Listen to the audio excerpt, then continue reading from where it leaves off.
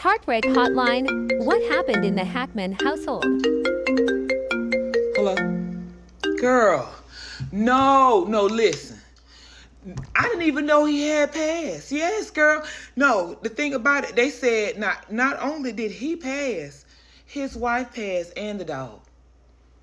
Yeah, they said, now I don't know because he was 95 and she was in her 60s and she had been taken care of. And they said the defibrillator hadn't went off. Okay, I'm covering the night. Tune in, girl, okay? All right. Talk to you later. All right, girl. Hey guys, welcome to Heartbreak Hotline tonight.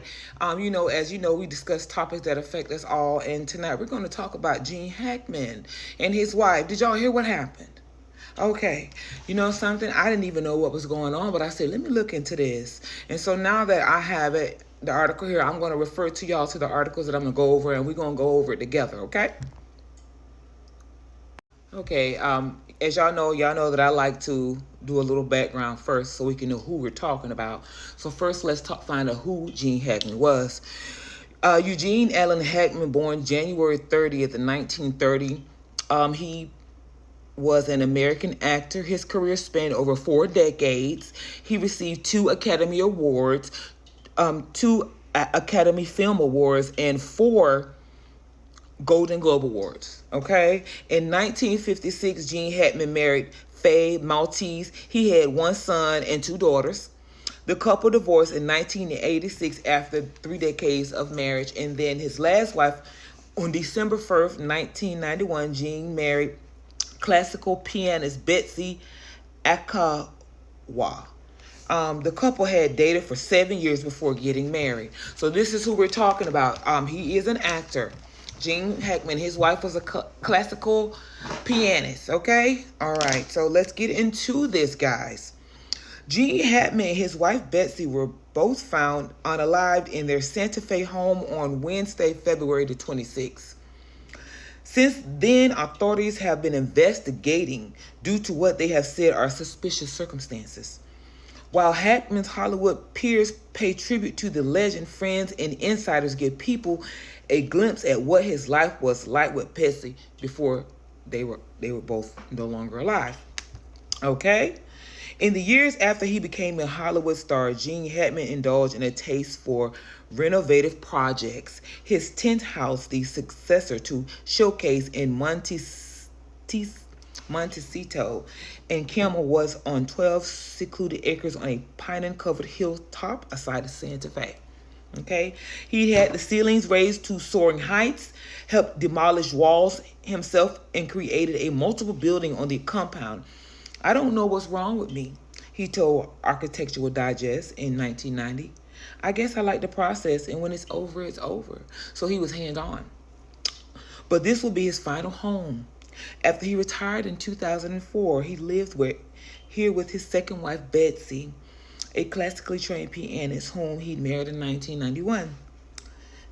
They'd also passed here, and wife aged 95 and 65 under circumstances that were shocking and chillingly mysterious.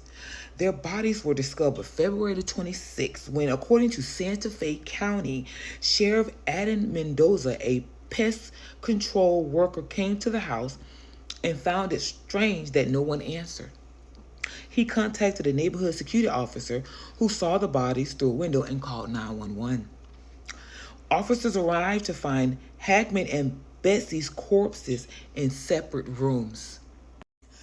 He was near the kitchen, sunglasses and cane on the floor.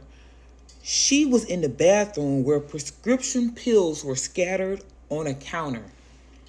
Police later collected blood pressure and thyroid medications from the home along with Tylenol. One of their dogs, a German Shepherd, was discovered unalive 10 to 15 feet from Betsy in a kennel crate in a closet. 2 other dogs were alive, one near Betsy, the other outside. A family friend later took them in. The front door was unlocked and a back door sufficiently ajar to let the dogs come and go.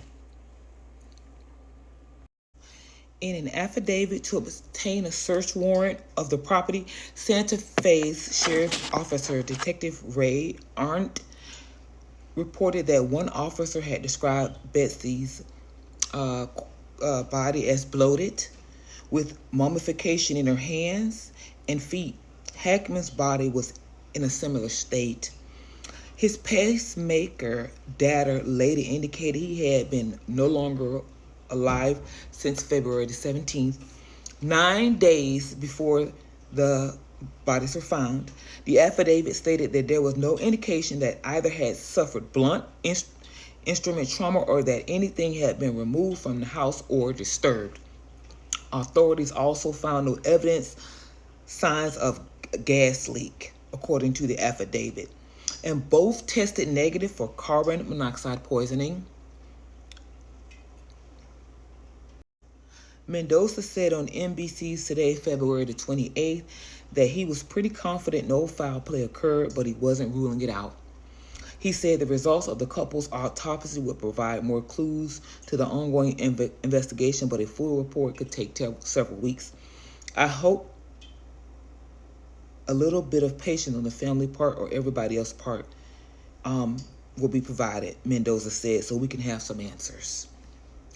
The tragedy brought forth an outpouring of tribute to Hackman, including touching words on the Academy Award from Morgan Freeman, his co-star in Unforgiven and Under Suspicion. Hackman was a generous performer, said Freeman, and a man whose gifts elevated everyone's work. I'm very shocked. Very. He was 95, which is a very long life, and she was 65. Okay, so let's just take that into account. The dogs, they could have been starved from waiting, but we don't know, okay? But bear here with me. Now, according to Dr. Michael Baden, he presented his theory on Fox News and suggested that Mr. Hackman could have suffered from cardiac arrest, okay? He said, so the autopsy showed he didn't have any injuries, okay? So no injuries, nothing to the body.